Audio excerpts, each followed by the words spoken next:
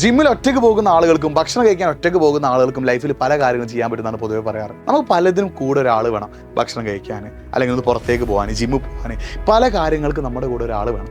പക്ഷെ നമ്മുടെ കൂടെയുള്ള ആൾ ലൈഫ് ലോങ് നമ്മുടെ കൂടെ ഉണ്ടാവണമെന്നില്ല. പലപ്പോഴും നമുക്ക് പല കാര്യങ്ങളും ഒറ്റയ്ക്ക് ചെയ്യേണ്ടി വരും. അപ്പോൾ എല്ലാ കാര്യങ്ങളും ചെയ്യാൻ ഒരാൾ നമ്മുടെ കൂടെ വേണമെന്ന് വിചാരിക്കുന്ന ആളുകൾക്ക് ലൈഫിൽ ഒറ്റയ്ക്കായി പോകുമ്പോൾ അവർക്ക് പല കാര്യങ്ങളും ചെയ്യാൻ പറ്റില്ല. ഇപ്പോൾ നമ്മുടെ കൂടെ ഏതൊരു കാര്യം ചെയ്യാനും ഒരാൾ കൂടെ ഉണ്ടാകും. പക്ഷേ കാലചക്രം ഇങ്ങനെ കറങ്ങുമ്പോൾ, സമയം ഇങ്ങനെ മാറുമ്പോൾ നമ്മുടെ കൂടെയുള്ള ആൾ ചിലപ്പോൾ ബിസി, ഫാമിലി പരമായിട്ടുള്ള കാര്യങ്ങൾ കൊണ്ടോ അല്ലെങ്കിൽ ജോലിപരമായിട്ടുള്ള തിരക്കുകൾ കൊണ്ടോ അയാൾ ബിസി ആയേക്കാം. അപ്പോൾ അയാളുടെ ഒരു സപ്പോർട്ട്, അല്ലെങ്കിൽ അയാൾ നമുക്ക് വേണ്ടി സ്പെൻഡ് ചെയ്തിരുന്ന സമയം നമുക്ക് ലൈഫിൽ കിട്ടിയെന്ന് വരില്ല.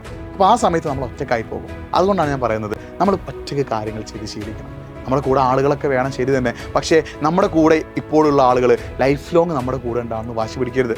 നമ്മുടെ കൂടെ സിനിമയ്ക്ക് പോകാൻ അയാൾ വേണം, നമ്മുടെ കൂടെ എല്ലാ കാര്യം ചെയ്യാനും അയാൾ വേണം എന്നുള്ളൊരു വാശി നമുക്ക് ഉണ്ടാവരുത്. നമ്മൾ എല്ലാ കാര്യങ്ങളും ഒറ്റയ്ക്ക് ചെയ്ത് ശീലിക്കുക. മറ്റുള്ള ആളുകൾ അവർക്ക് അവരുടേതായിട്ടുള്ള ബിസി ഉണ്ടാവും, അവർക്ക് അവരുടേതായിട്ടുള്ള കാര്യങ്ങളുണ്ടാവും, അവർക്ക് അവരുടേതായിട്ടുള്ള പേഴ്സണലായിട്ടുള്ള തിങ്സ് ഉണ്ടാവും. അപ്പോൾ അതിനൊക്കെ വേണ്ടി അവർ സമയം മാറ്റി വെക്കുമ്പോൾ ചിലപ്പോൾ നമുക്ക് വേണ്ടി അവർക്ക് സമയം മാറ്റി വെക്കാൻ ഉണ്ടായെന്ന് വരില്ല. പ്രയോറിറ്റി മാറ്റേഴ്സ് ആണ് അല്ലേ? പലർക്കും പല സമയത്തും പലതായിരിക്കും പ്രയോറിറ്റി. അപ്പോൾ നമ്മൾ പ്രയോറിറ്റി കൊടുക്കേണ്ടത് നമുക്കാണ്, നമ്മുടെ കാര്യങ്ങൾക്കാണ്. നമ്മൾ ഒറ്റയ്ക്ക് ചെയ്യാൻ ശീലിക്കുക.